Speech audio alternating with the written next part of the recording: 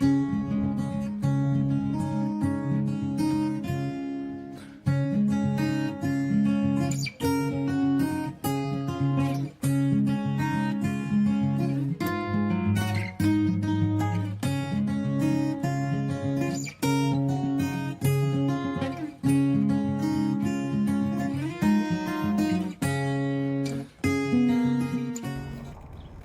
everyone, welcome to Creatives in Conversation.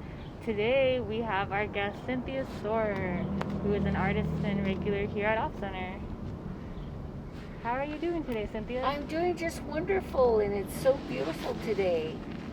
I'm glad to be out and about instead of the inside quarantine. But these masks, Yeah. you know,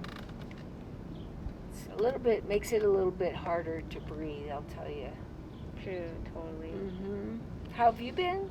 I've been good, yeah. Wonderful. Yes. I'm glad to see that OFFCenter is up and operating again for everyone on a weekly basis. Yeah, me too. It's been good. We've been having a lot of people in, helping to volunteer and just get some new ideas going.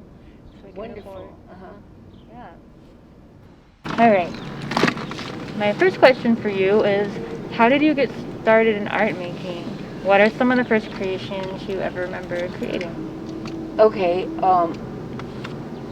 I was a little girl and I didn't know too much, but I loved the formations of nature and really was curious about growth and green and red and the red stones, because I was from the brought up on the Indian reservation, and then there was the yellow sage brushes and stuff, and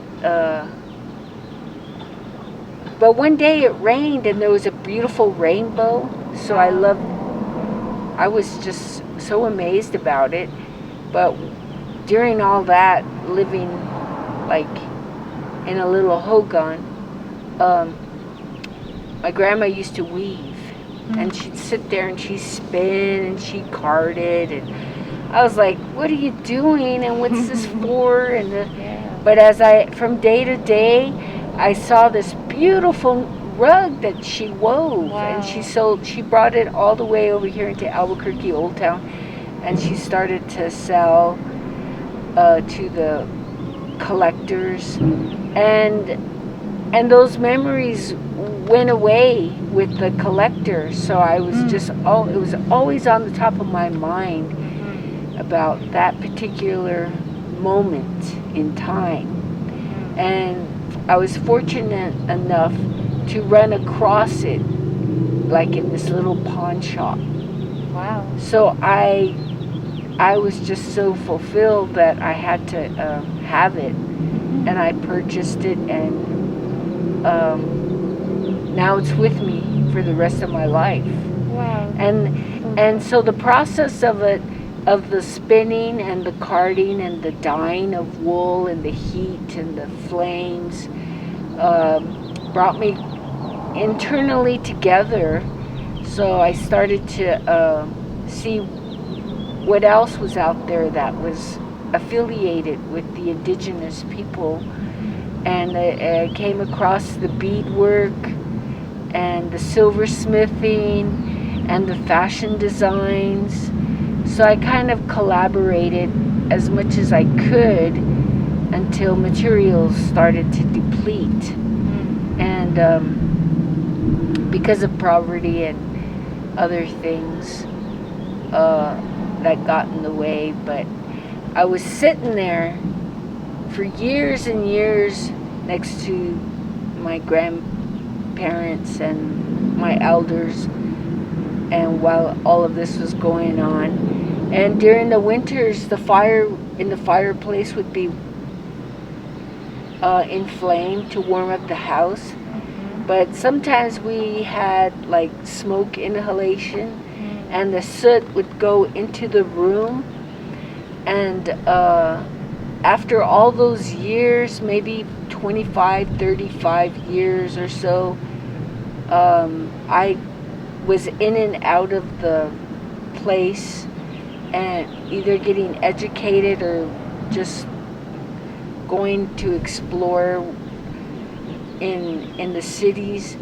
I came back one day, and of course my grandparents were gone, and everyone was pretty much at their own place, but the holiness of the dwelling was still there. And I was sitting there on this little chair sofa, and I looked onto the walls, and the soot had made this painting. Wow. Of all the stuff that I had left behind. The rainbow was in it. Oh, wow. The sage brushes was in it. That you could feel the textures of and the branches, and some of it was still on the tree, some of it fell, and the clouds weren't exactly white, but it was shaded in triads with the color of the interior, and then there's this huge buffalo just right there. Wow. All and I stood up and I just started to be so amazed that everybody was wondering, what is wrong with that girl? And they didn't see it. They didn't quite see what I saw, and I was just, what I had seen was, something spectacular and beautiful. That, okay, so I'm gonna try to draw this out from now on.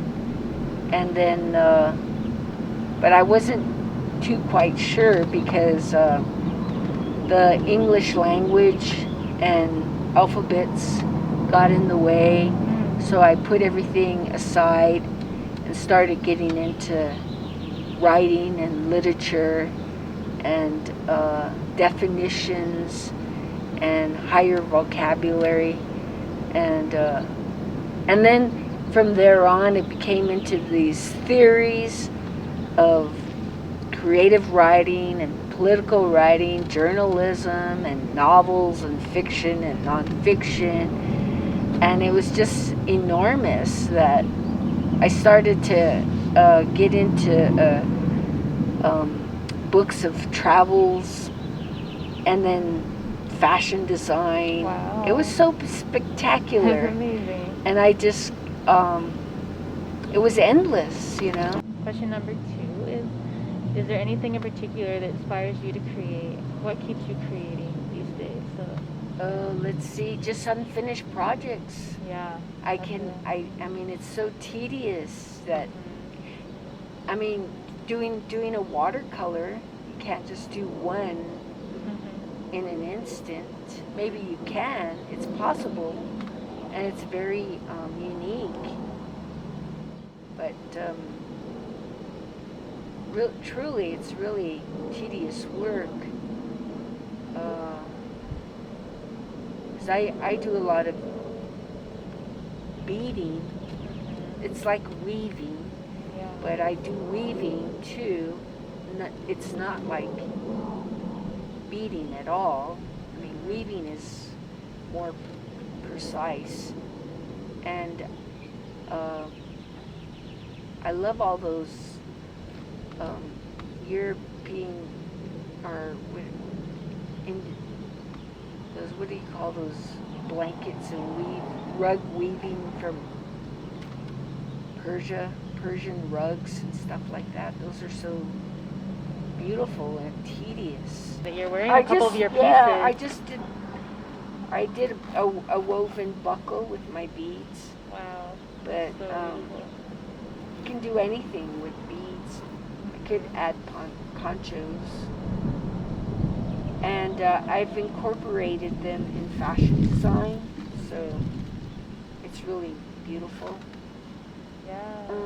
There's just so much you can do with art, and I'm glad OFFCenter's here to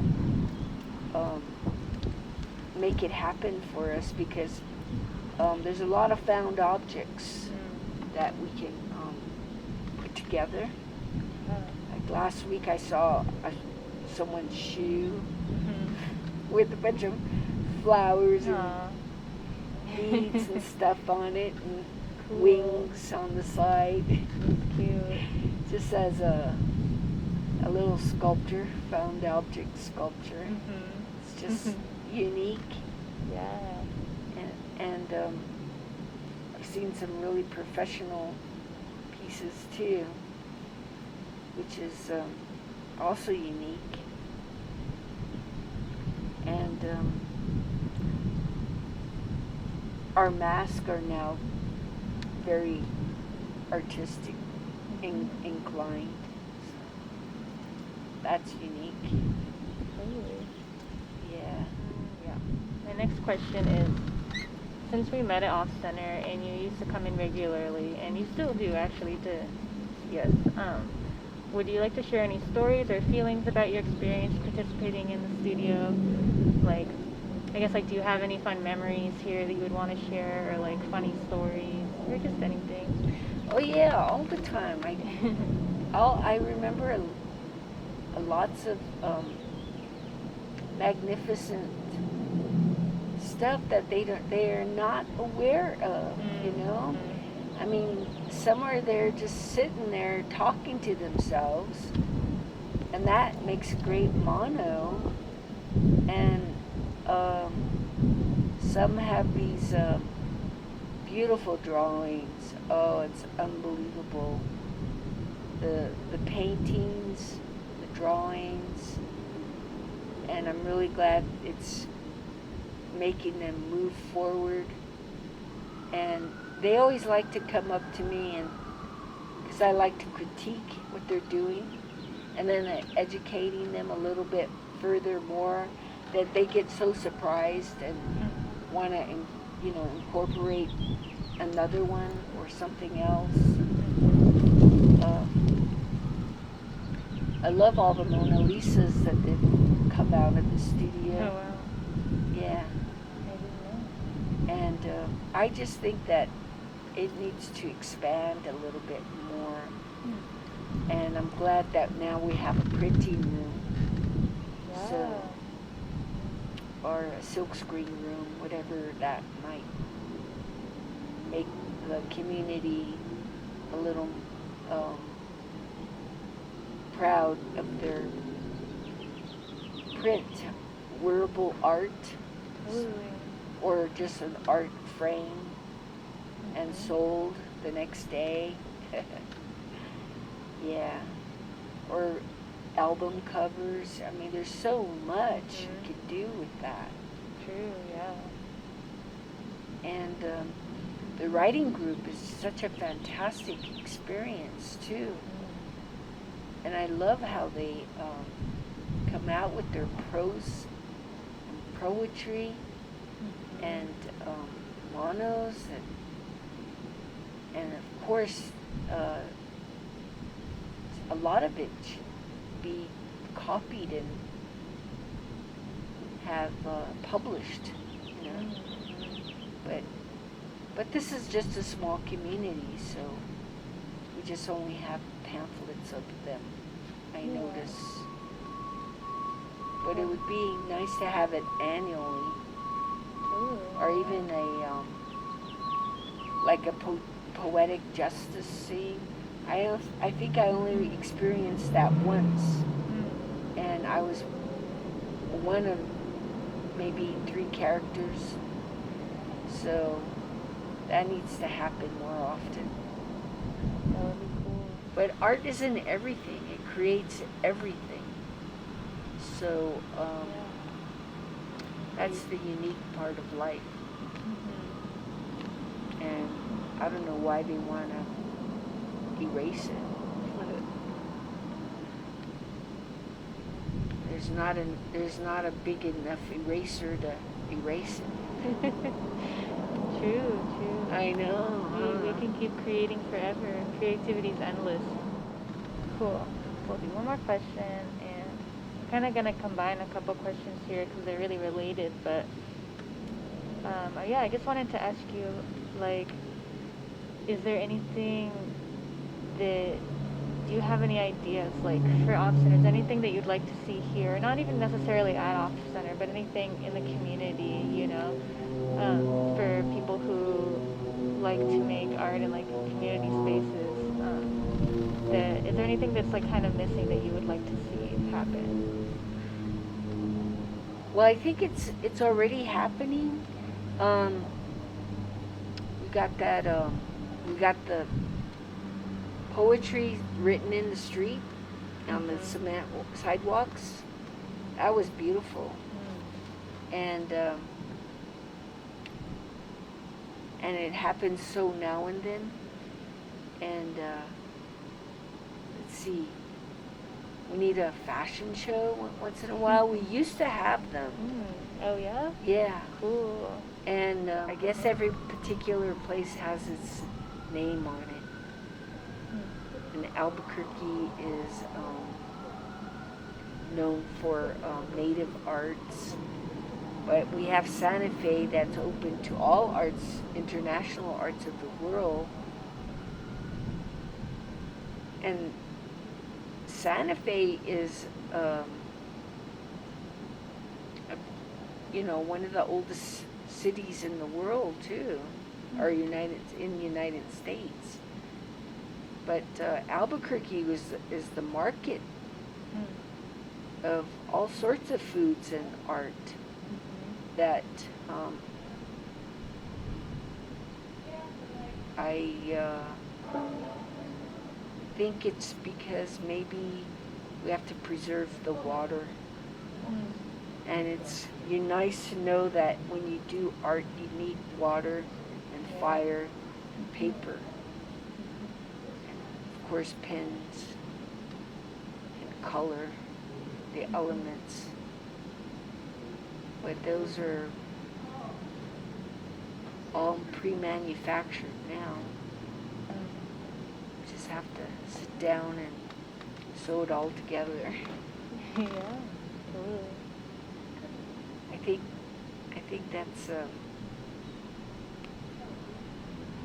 I think we a lot of found objects could form into reusable recycling, but we haven't gotten to. I mean, some have gotten to that stage. I myself like to do recyclable artwork, but I like it also fresh and clean.